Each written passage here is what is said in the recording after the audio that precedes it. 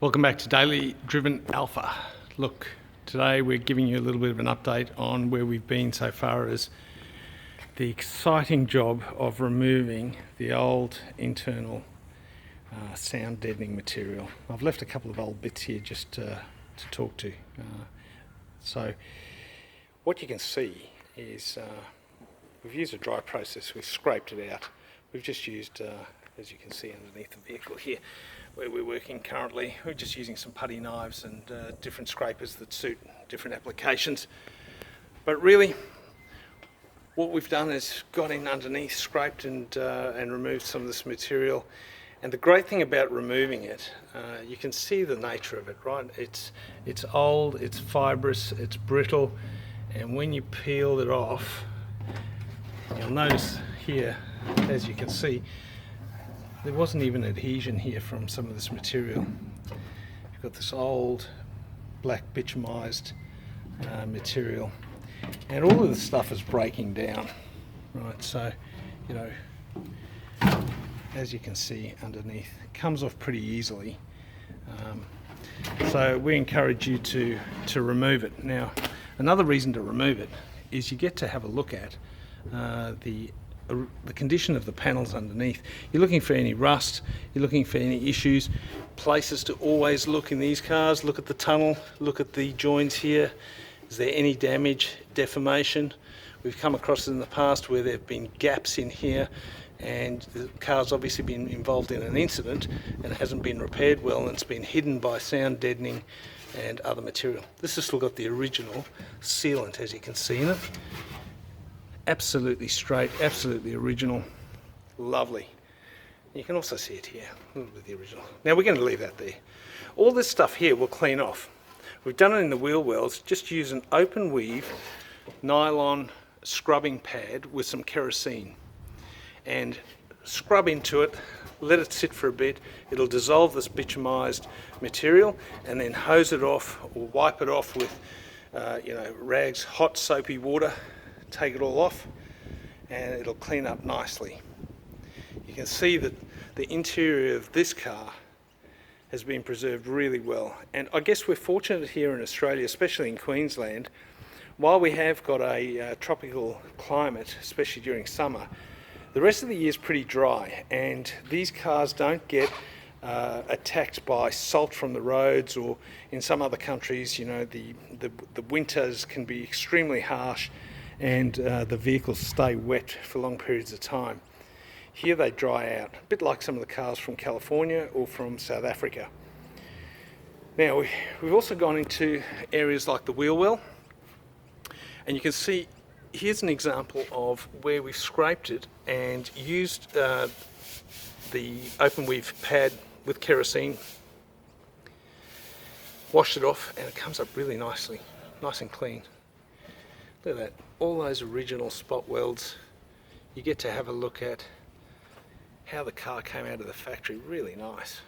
A little bit of minor damage, but overall pretty good. We scraped out some of the original sealant between the panels here, just to have a look, make sure there's no corrosion, but it's pretty good. And you can see we've still got a bit of work to go in here. We'll probably take that out and then we'll reseal it with some flexible sealant. Currently we're working underneath the car, and like I said, we're doing this by hand. Now, yes, we could go to a media blaster and pay the money and have it blasted, but that strips all the red oxide off. Then they are the ones who are going to seal it. We don't get to have that opportunity to really inspect the car close up. Albeit that you'll still see a lot of it when it comes back from media blasting. But we've decided to do this by hand. I tell you, some hours you question that decision, but look, it comes off pretty quickly.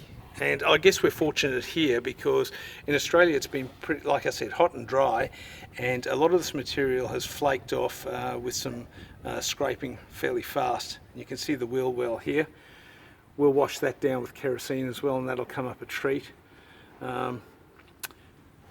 I guess one of the benefits of doing it this way is you can see the material on the floor. It comes off in large pieces.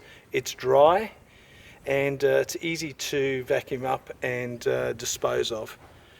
We don't suggest that you get in here with power tools and start creating dusts. Who knows what's in the stuff, and you certainly don't want to be breathing it in.